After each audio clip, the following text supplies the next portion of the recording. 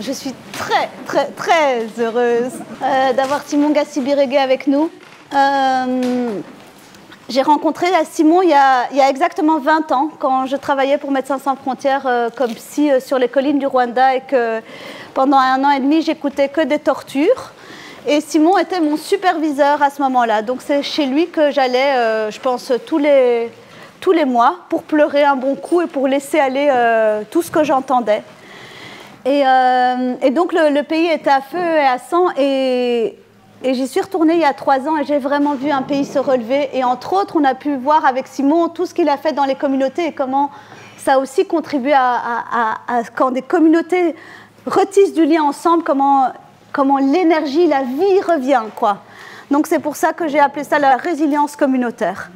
Comment se relever d'un effondrement. Donc, assez vite, comment se relever d'un effondrement. Je fais juste un petit lien avec Pablo ici. Je me suis dit, oh, ça serait trop bien que Pablo soit aussi là pour faire des liens avec comment est-ce qu'on se relève justement quand quelque chose s'est effondré, comment est-ce qu'on en vient à se relever. Et je pense que Simon a des pistes à apporter. Et il a pu mettre en place des groupes où bourreaux et victimes étaient ensemble et ont pu parler de leurs blessures et ont pu créer des liens ensemble et ont pu remettre de la vie dans des communautés complètement détruites à tout niveau, que ça soit physique, psychologique, émotionnel, spirituel, quoi. Et que vraiment les communautés les gens ont pu se remettre ensemble et retisser de l'humanité.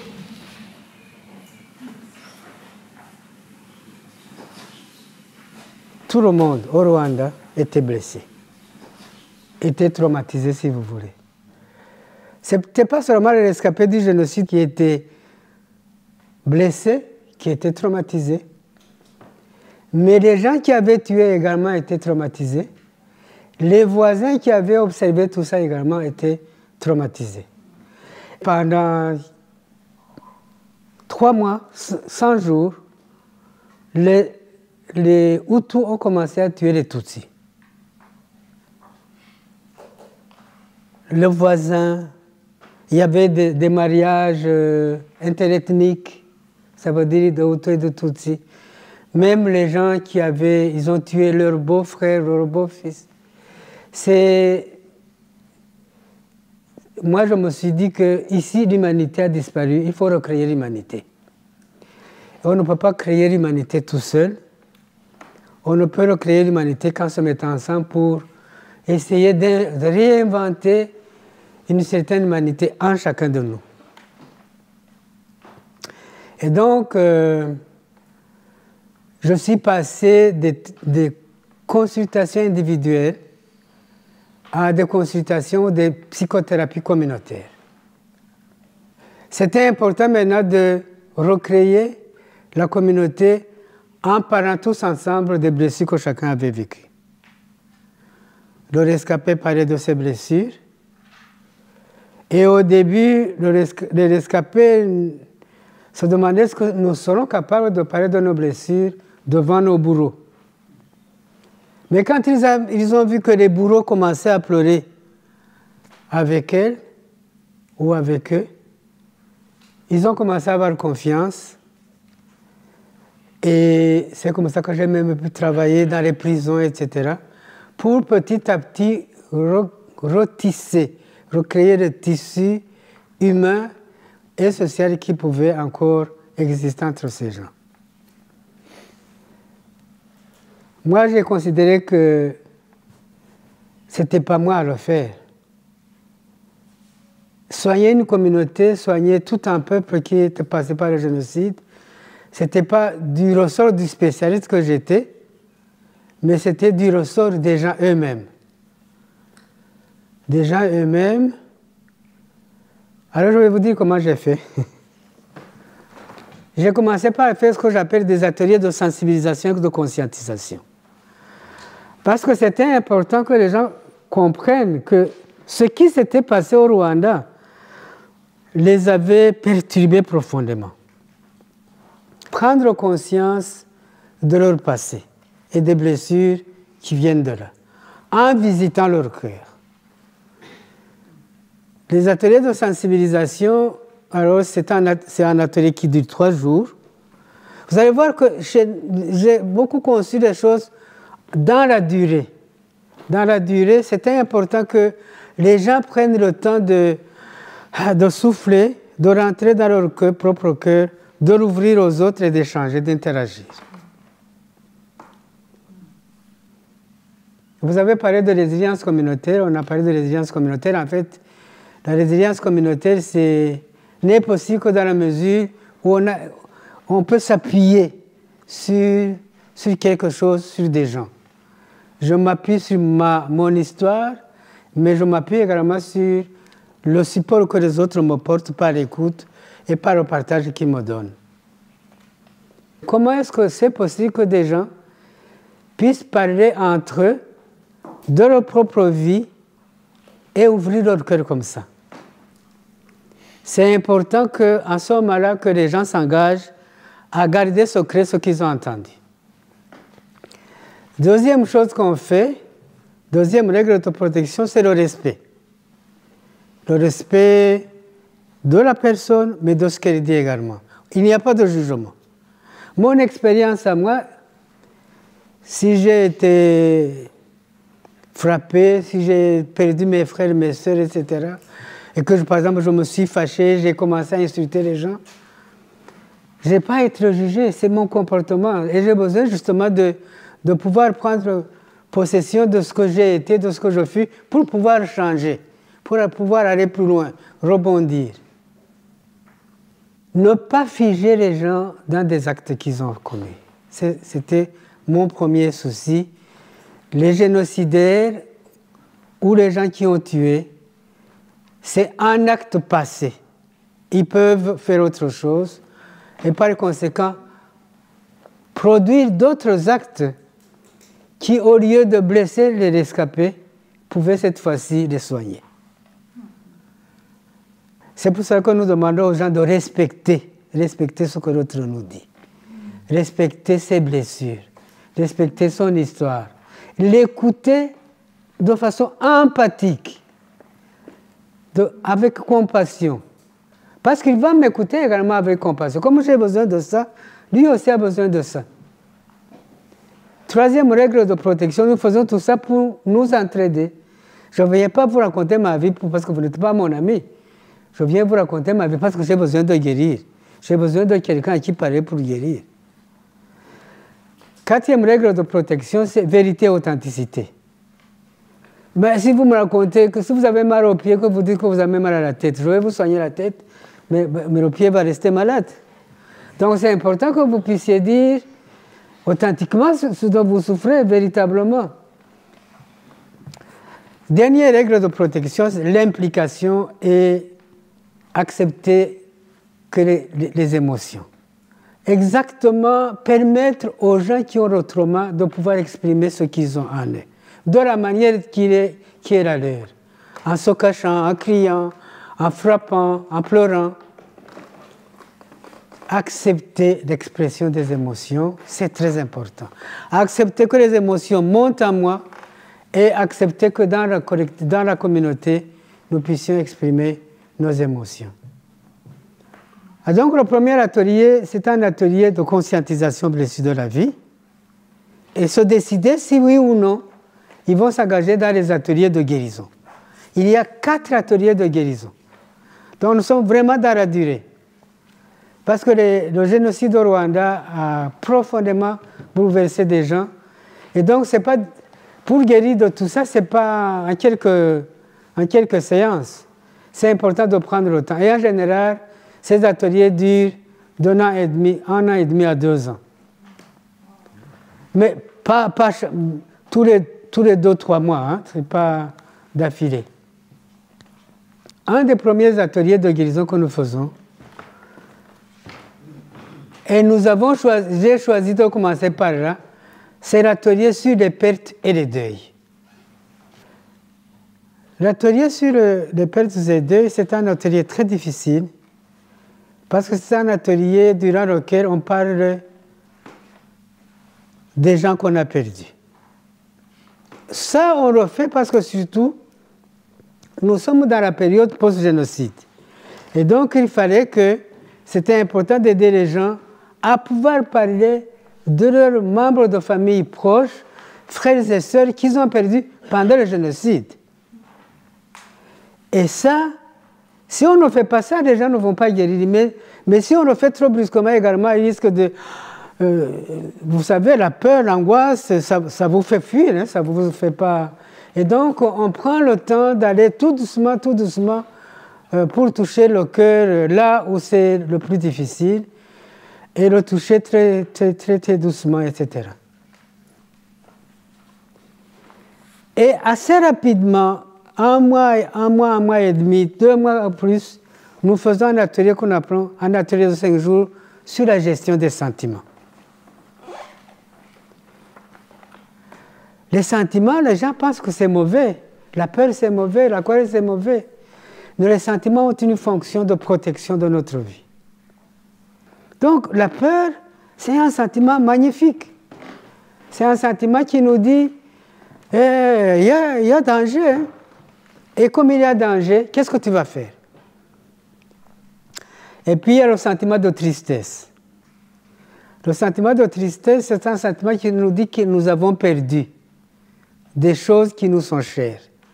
Donc, nous sommes blessés profondément à l'intérieur de nous. J'ai perdu ma mère, j'ai perdu mon père, j'ai perdu un ami très cher, je me suis séparé de ma bien-aimée ou de mon bien-aimé, je suis en chômage, j'ai perdu mon travail. C'est toutes ces pertes-là de la vie qui sont des pertes que nous avons à gérer également, à apprendre à gérer.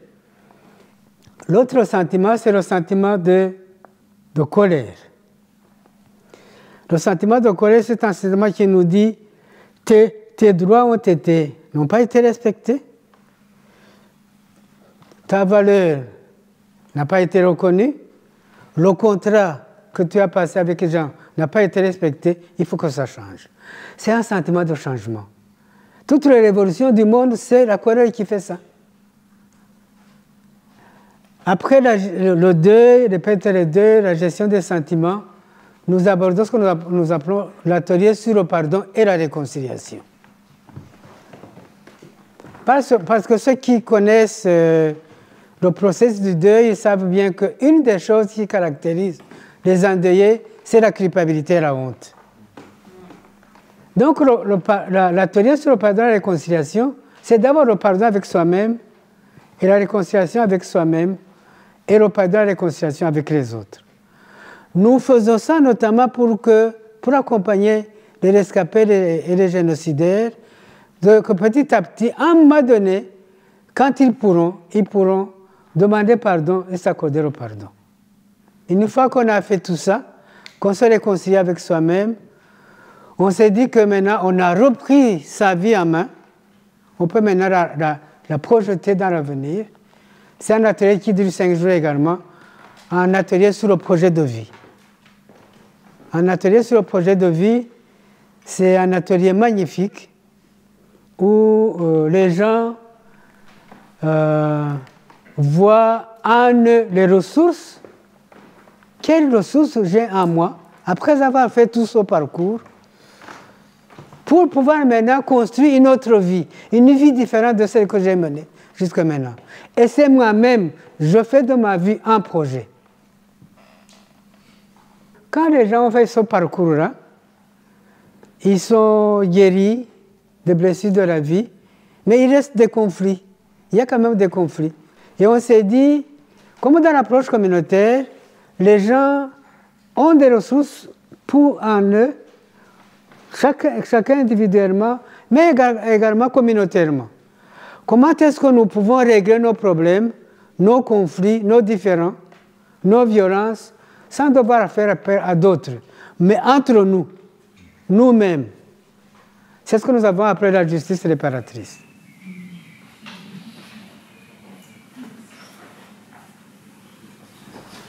Salomé nous a été donné comme un cadeau du ciel. Enfin, parce qu'au moment où je naviguais un peu, je ne savais pas très bien comment traduire l'approche communautaire que je pratiquais en santé mentale en tant que psychologue, mais que je sentais très fort que ce serait bien de faire la même chose au niveau de la justice. Je ne savais pas qui approcher. Et il se fait que j'avais une collègue qui est décédée maintenant, Françoise Dignef, qui m'a dit « Oh, moi j'ai une jeune fille là qui vient de terminer, elle a envie de venir en Afrique. Elle a d'abord fait une année chez nous, gratis. » Et puis après, nous avons eu la chance, d'ailleurs avec son aide également, nous avons trouvé un bailleur de fonds qui nous a permis de la garder encore pendant 3 ans. Je vais d'abord dire comment Simon m'a approché à ce moment-là, ce dont il a fait référence tout à l'heure. C'est qu'il me disait, en fait, ça fait des années que je travaille depuis le génocide à essayer de développer l'approche en santé mentale communautaire. Et il disait, il y a 3 pieds de la table qui fonctionnent bien, c'est le médical, le psychologique et le social.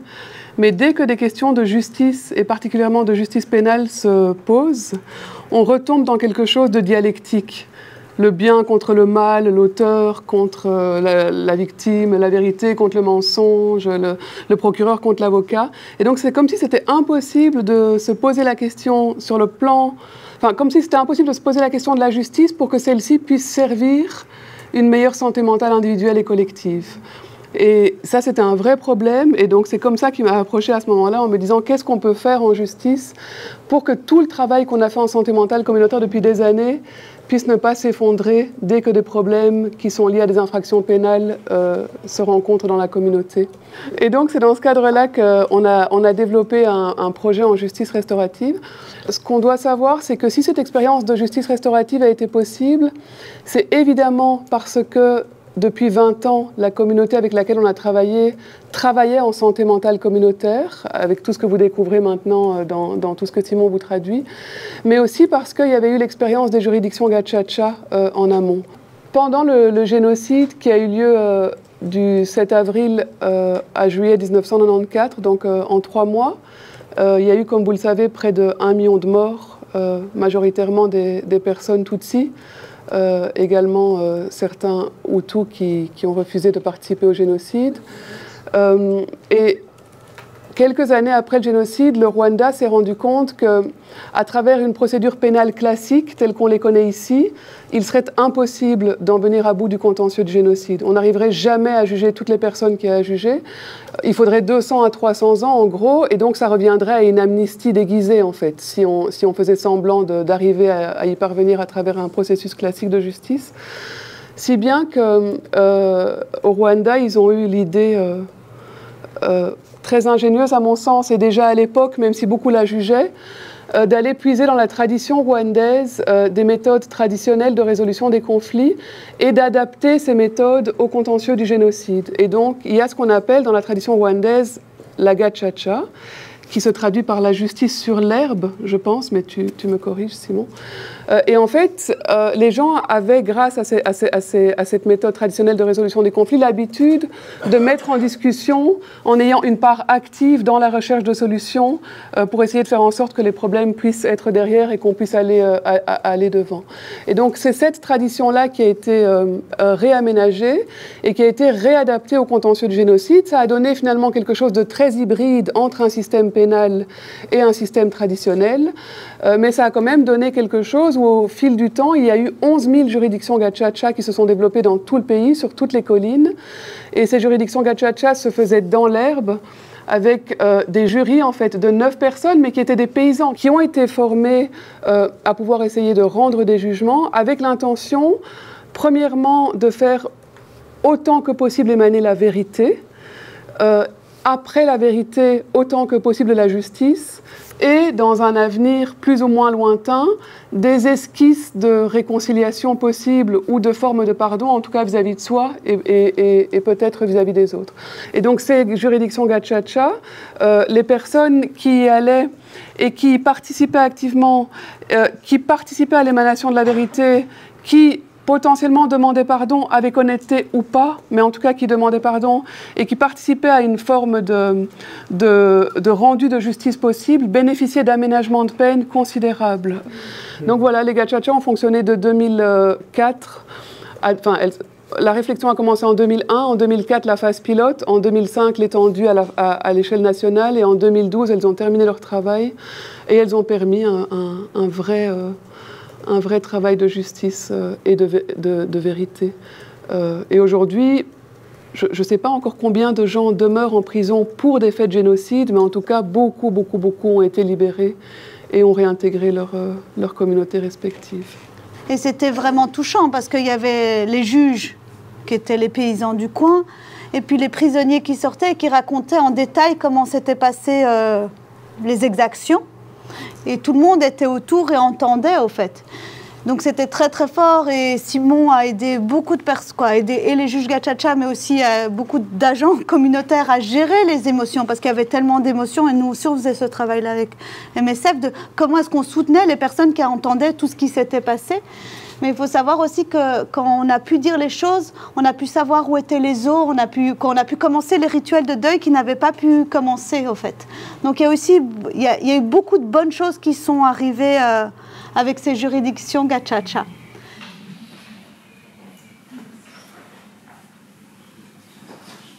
Une fois qu'on a réglé qu'on a guéri des blessures de la vie, qu'on a réglé les conflits, qu'est-ce qui reste dans ces chantiers? Nous avons créé les espaces récréatifs. C'est un projet très important. Les espaces récréatifs, en fait, c'est de dire, mais bon, tout le temps on est en train de se plaindre, soit des souffrances qu'on a, des malheurs qu'on a avec sa femme ou son mari. Mais pourquoi pas un jour ne pas danser et chanter? L'animation culturelle. Alors, il y a des groupes qui se forment et ils se donnent 1-2 fois par semaine, tous les 10 jours. Ils se mettent en lieu public, dans un carrefour. Ils vont chanter et danser. Tous les voisins qui passent par là ou bien au bord du village. Et puis les gens dansent. Ça dure 3-4 heures. Alors, en général, les hommes, au lieu d'aller boire, d'aller passer tout leur temps dans les cabarets, on les invite à venir là. Au lieu de se saouler, avec la bière, on se saoule avec les danses et les chants. Mais je pense que ce qui est vraiment important de comprendre, c'est que même de tout temps, en fait, et moi j'ai vu ça au Rwanda, une manière de gérer le trauma, c'est qu'on apaise les corps ensemble. Donc les espaces récréatifs n'étaient pas mis comme tels, mais il y avait déjà des moments où on priait ensemble, où on chantait ensemble, où on dansait ensemble. C'est comment est-ce qu'on apaise les corps ensemble. Et c'est pas juste au Rwanda que j'ai vu ça. J'ai beaucoup vu ça au Brésil, dans les bidonvilles, dans un des bidonvilles où j'ai travaillé en santé mentale communautaire. C'est aussi vraiment cette question de comment est-ce que quand il y a de l'émotion, il n'y a pas juste une personne qui a de l'émotion. Il y a tout le monde qui gère l'émotion ensemble en apaisant les corps ensemble. Donc en se levant, en chantant, en dansant ensemble, en gérant la tension, mais tous ensemble, par nos corps. J'ai vu ça aussi en Indonésie, dans les camps de réfugiés. Donc, c'est parce qu'on parlait avec Pablo et Simon, et je tourne en boucle là-dessus, sur comment créer de la résilience communautaire. Et je pense qu'une des manières de créer de la résilience communautaire, c'est vraiment de comment apaiser nos corps ensemble. Et souvent, c'est en chantant, en dansant, en rigolant. Ce qui nous paraît un peu crétin et couillon dans notre point de vue de français, d'occidental. Et pourtant, je pense que là, il y a vraiment une clé. Ouais, de comment est-ce qu'on est tranquille ensemble, au fait. Et ça passe par notre corps, beaucoup plus que par notre esprit.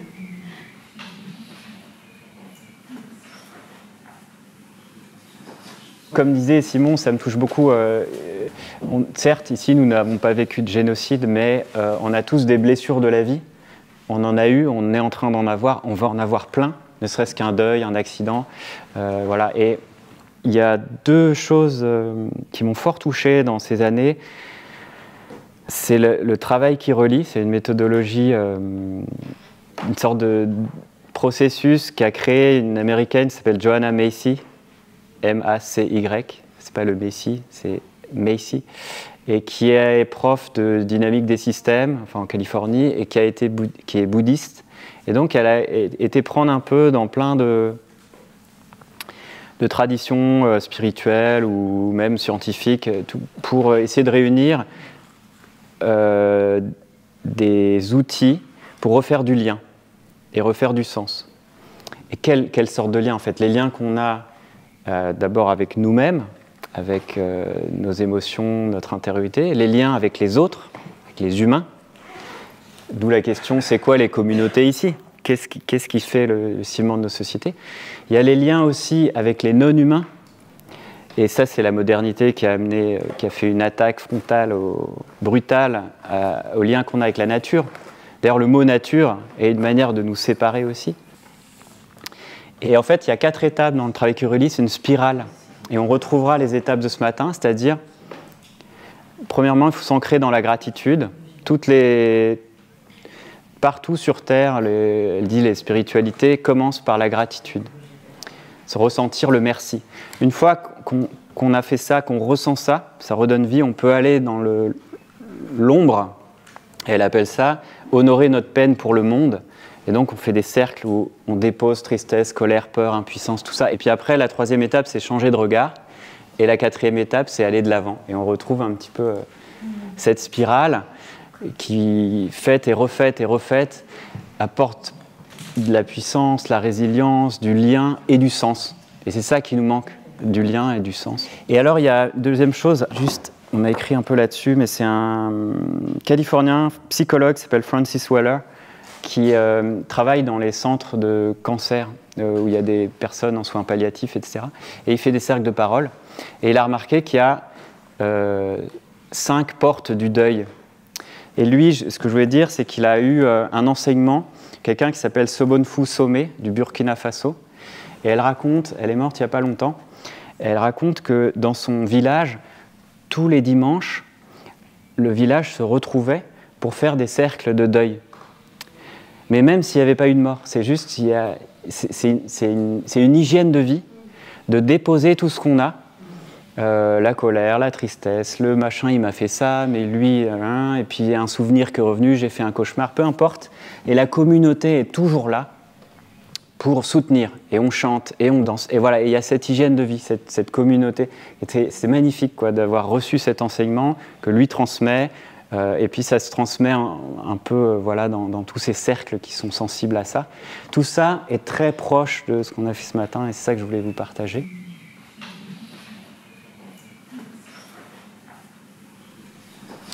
Le groupe que j'ai construit, ce n'est pas un groupe social, c'est un projet, c'est un groupe d'action, un groupe thérapeutique. Et le groupe thérapeutique essaie d'animer les communautés pour que les communautés prennent conscience de leurs propres ressources et puissent les mettre en œuvre. Mais vous faites la même chose, à peu près ce que j'ai entendu, des assistants sociaux, des enseignants. Je pense que nous avons tous quelque part besoin de construire des liens. Et nous le faisons suivant le modèle qui nous environne. Et moi, je vous assure que ce que vous faites, c'est déjà pas mal, mais si vous avez d'autres idées, pourquoi pas aller plus loin. Donc, je vous remercie de tout cœur. Moi, j'ai beaucoup appris. Venez chez nous, moi je viendrai chez vous, et nous allons échanger. Vous allez vous émerveiller comme moi je m'émerveille. Merci beaucoup de m'émerveiller.